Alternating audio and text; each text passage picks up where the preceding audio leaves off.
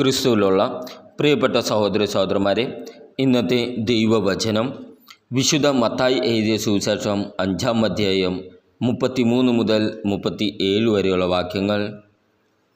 വ്യാജമായി ആണയിടരുത്, കർത്താവിനോട് ചെയ്ത ശപഥം നിറവേറ്റണം എന്ന്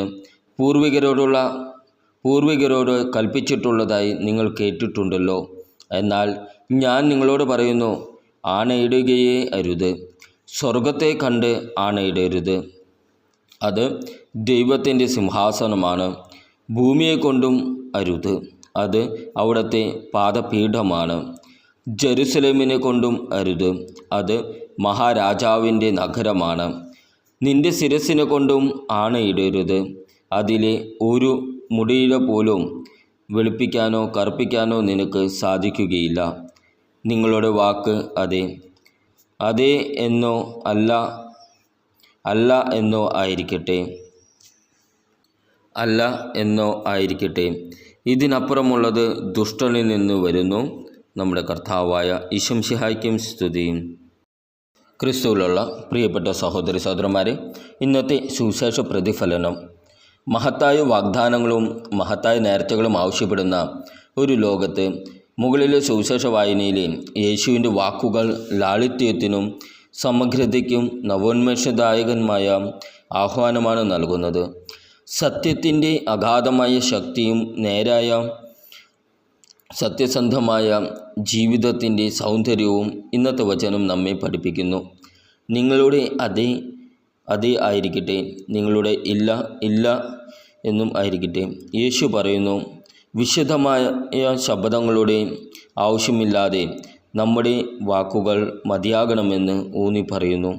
ഈ പഠിപ്പിക്കലുകൾ നമ്മളുടെ സ്വഭാവത്തിൻ്റെ ഹൃദയഭാഗത്ത് സമഗ്രത എന്ന ഓർമ്മപ്പെടുത്തലാണ്.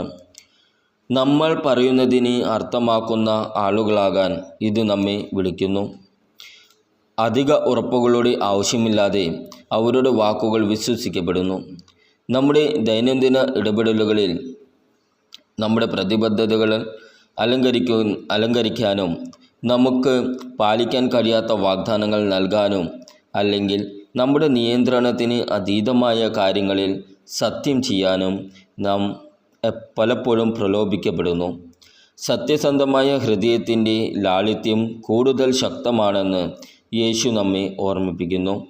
നമ്മുടെ വാക്കുകൾ നമ്മുടെ പ്രവർത്തനങ്ങളുമായി പൊരുത്തപ്പെടുമ്പോൾ വിശ്വാസത്തിൻ്റെയും ആദരവിൻ്റെയും അടിത്തറ നാം കെട്ടിപ്പടുക്കുന്നു.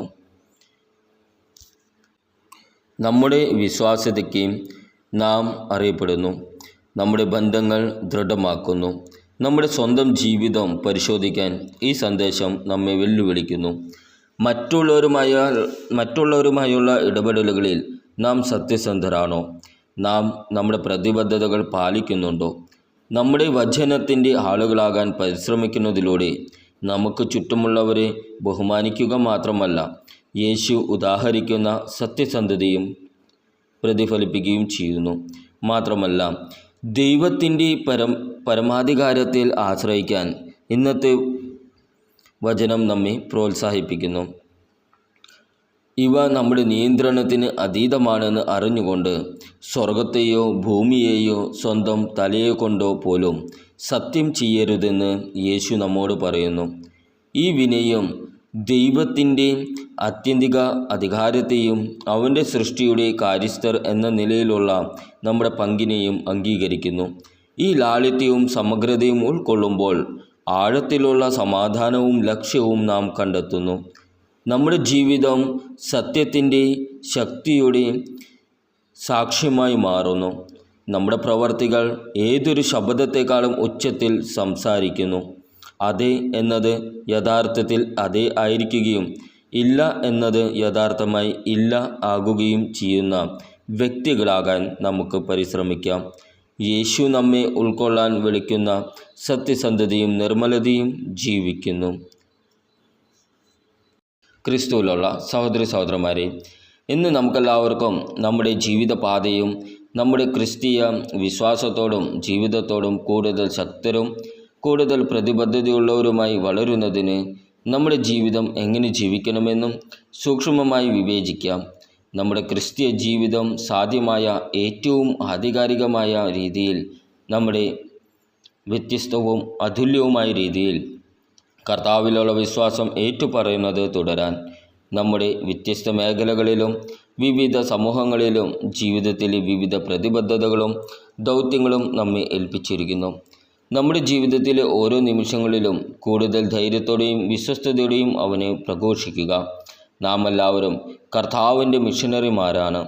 നമ്മുടെ സ്വന്തം ജീവിതത്തിൽ സുവിശേഷവൽക്കരണം, മിഷനറികൾ നമ്മുടെ വിശ്വാസ ജീവിതത്തിൽ ഊർജ്ജസ്വലരായിരിക്കുക. കർത്താവ് നമ്മെ എല്ലാവരെയും അനുഗ്രഹിക്കുകയും അവൻ്റെ സഭയോടൊപ്പം ഉണ്ടായിരിക്കുകയും ചെയ്യട്ടെ. അങ്ങനെ വരാനിരിക്കുന്ന ഏത് വെല്ലുവിളികളെയും ബുദ്ധിമുട്ടുകളെയും തരണം ചെയ്യാൻ നമുക്ക് തുടർന്നും ശക്തിയും പ്രോത്സാഹനവും ലഭിക്കും. ഏലിയ പ്രവാചകനെയും ആ വിശുദ്ധ മുൻഗാമികളായ വിശുദ്ധരെ പോലെയും ലോകത്തിൻ്റെ മുഴുവൻ രക്ഷയ്ക്കായി അവനുമായി കൂടുതൽ അടുക്കാനും അവൻ്റെ ലക്ഷ്യത്തിനായി സ്വയം സമർപ്പിക്കാൻ കൂടുതൽ സന്നദ്ധരാകാനും അവൻ നമ്മെ ശക്തിപ്പെടുത്തുന്നത് തുടരട്ടെ. ദൈവം നമ്മെ എല്ലാവരെയും ഇപ്പോഴും എപ്പോഴും അനുഗ്രഹിക്കട്ടെ. നമ്മുടെ കർത്താവായ ഈശോ മിശിഹായ്ക്കും സ്തുതി.